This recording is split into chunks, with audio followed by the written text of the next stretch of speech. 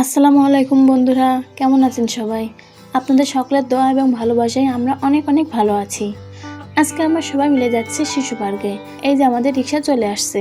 এক রিক্সায় আমাদের 4 জন যাওয়া যাবে না, তাই আমরা আরেকটা রিক্সার জন্য অপেক্ষা করছিলাম, কিন্তু খালি কোনো রিক্সায় তেমন পাচ্ছিলাম না। কিছুক্ষণ অপেক্ষা করার পর আরেকটা পেলাম। সামনেরটায় আমার খালাতো বোন আর আমার ভাবি উঠে পড়লো, আর পরেরটায় আমি আর আমার আম্মু উঠে পড়লাম। এই যে আমরা 3 জনের রিক্সায় উঠে পড়েছি। আর এই দেখেন, আমার মেয়েটা কিন্তু কোনো রকমভাবেই কোলে উঠে বসবে না। ওর একই কথা, আমি বসবো না, আমি দাঁড়িয়ে যাব। কি আর করার, ওইভাবেই যাচ্ছে, কোনো রকম কথা শুনতে চায় না। আমরা এখন আছি কলা বাগানে। আপনারা নিশ্চয়ই ভাবছেন কলা বাগান নাম বলছি, কিন্তু কলা গাছ দেখা যাচ্ছে না কেন, তাই না? আসলে এই জায়গাটার নাম হয় কলা বাগান। এই যে দেখতে দেখতে আমরা পার্কের সামনে চলে আসছি, কিন্তু আমাদের পিছনের রিক্সা এখনও এসে পৌঁছায়নি, তাই আমরা তাদের জন্য অপেক্ষা করছি। এর মধ্যে রীতি দৌড়ে পার্কের মধ্যে চলে যাচ্ছে। আমি বলছি দাঁড়াও, টিকিট কেটে নিই, তারপর যাচ্ছি, কিন্তু সে কোনো রকমের কথা শুনবে না। এই যে অপেক্ষা করতে করতে তারা চলে আসছে। আর এইদিকে আমার আম্মু দেখছে কোথাও ঝালমুড়ি পাওয়া যায় নাকি, কিন্তু দুঃখের বিষয় অন্যদিন থাকে, আজকে নাই। কি আর করার, আমরা সবাই মিলে ভিতরে চলে আসলাম টিকিট কেটে। মেয়ে আমার তার নিজের মতো করে হেঁটে হেঁটে সব দেখছে। তার হাতে চিপস আর জুস রয়েছে। আমি কতবার যে বলছি আমাকে দাও, আমি রেখে দিই, পড়ে যাবে, কিন্তু কোনো রকম দেবে না। মনে করছে আমি হয়তো খেয়ে ফেলবো।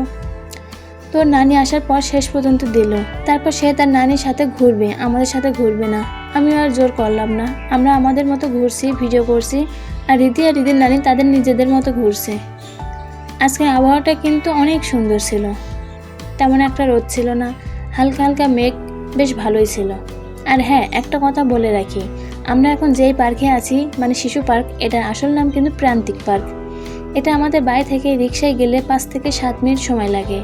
বাসা থেকে বেশি একটা দূরে না, কাছে বললেই চলে।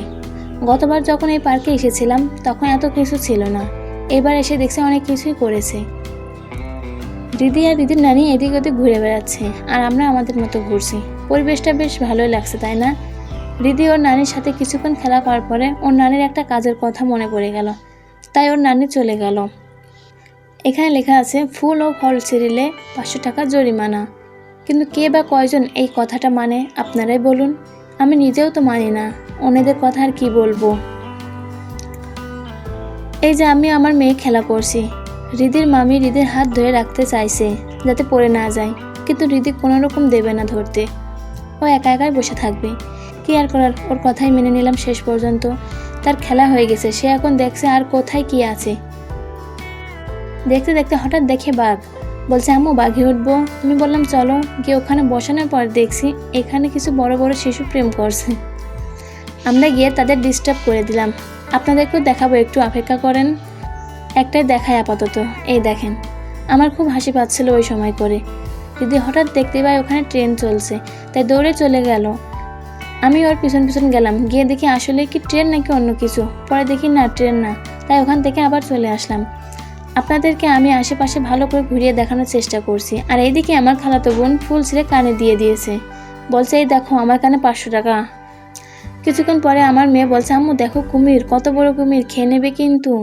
মানে ছোট মানুষ বোঝেনি তো, ও ভাবছে আসল কুমির, কিন্তু ও বুঝতে পারছে না যে এটা নকল কুমির। তো আমরা অনেকক্ষণ ঘোরাঘুরি করার পর আস্তে আস্তে বাড়ির দিকে যাব। ওরা সবাই আগে আগে বেরিয়ে গেছে, আর আমি এখনও ভেতরেই রয়েছি। তো আজকের মতো ভিডিও এখানেই শেষ করছি। পরবর্তী ভিডিও খুব তাড়াতাড়ি আপনাদের মাঝে নিয়ে আসবো, আর আমার জন্য দোয়া করুন।